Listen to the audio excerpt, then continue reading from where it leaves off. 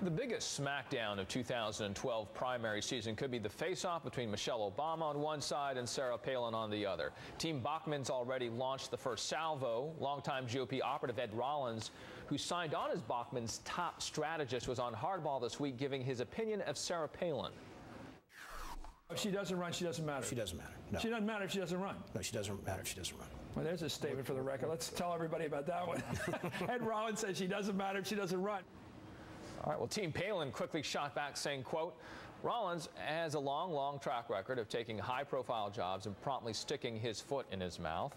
To no one's surprise, he has done that again, while also fueling a contrived narrative about the presidential race by the mainstream media, end quote. Well, Princella Smith is a conservative commentator and who was a staffer for former RNC chair Michael Steele. And Tony Katz is a radio talk show host and Tea Party activist. Thank you both for your time today. Princella, we'll start with you. You know, there are certainly more signs that Bachmann's definitely in, at least as of late. She's hired Rollins, for instance. She'll participate in a Republican debate next week. But on the other side, it's not so clear if Palin is going to throw her hat into the ring. Now, as we were just listening to Rollins, if he's right, if she doesn't run, does she become irrelevant?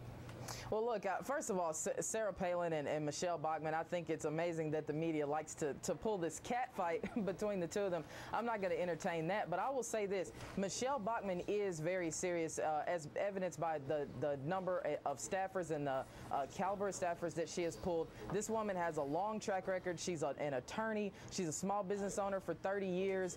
They've adopted 23 children. She's kind of a renaissance woman. She plays the mainstream by having been elected to Congress, and she's the one candidate, like I've said earlier on your network, that has played that role between Tea Party and mainstream, and she is very serious. What I would say to Governor Palin, with all due respect, I think she has a lot of influence on the right, but as a candidate for president, she's not, I guess, our most viable candidate. She's going to have a tough time pulling independents. She's become too polarizing. So really what Mr. Rollins said, though controversial, is something that he's brave enough to say on camera where the rest of the mainstream Republican strategists just won't say it. He just said what everybody else is thinking. Okay, all right. Tony, you know, Rollins also said that Palin is not serious. How do Tea Partiers view that? How do they view her? It's good to be here. Every time you count Sarah Palin out, you lose. And every time you go after Sarah Palin on anything but policy, you lose.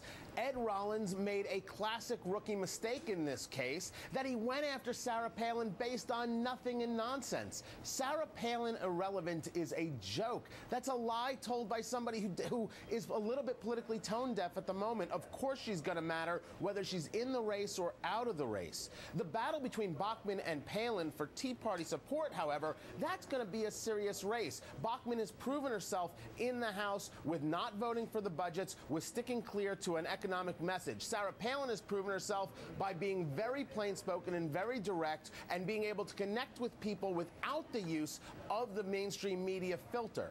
So both these people will be competing for Tea Party votes, and they're going to get the votes of Tea Party people, for example, votes that Mitt Romney will never, ever get.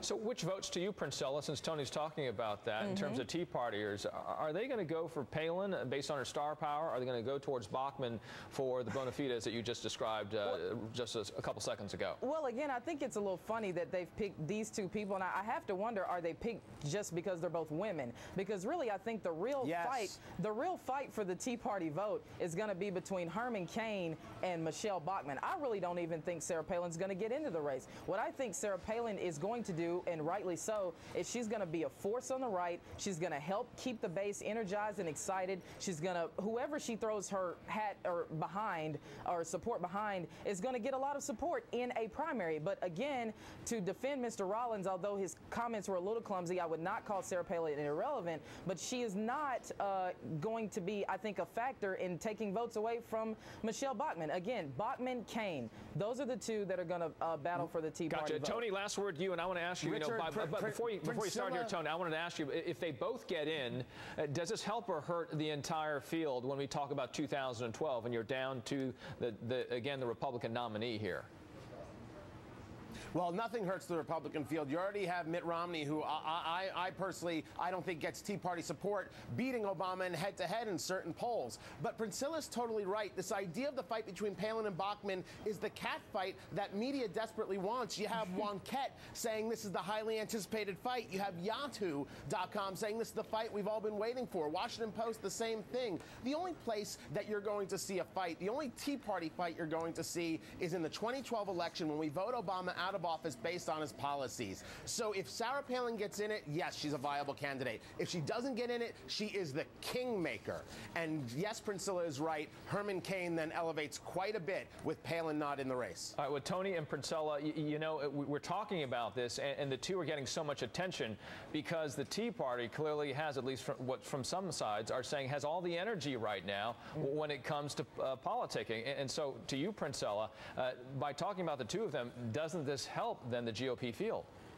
You know what? I think the competition of all the candidates helps the GOP field because we have an interesting array. I know the media likes to say that the field is boring and so they think they got to pick this cat fight. But honestly, you have Mitt Romney, who I really don't. He's not my first choice either, but he's a business owner, former governor. You've got another former governor in Tim Pawlenty. You've got Mr. Huntsman, who is an ambassador to China, and China is going to be a huge issue. Our debt to China will be a huge issue in 2012. So really, all of these candidates make the race interesting. And I agree with Tony Katz. If you look at President Obama's approval ratings, which have now sunk below 50% for the first time, the economy is going to be a big issue, and anybody from the right will get it. Always a pleasure, Princella, to talk to you, as well as you, Tony Katz. You guys have a great Thursday. And we'll be right back. Take care.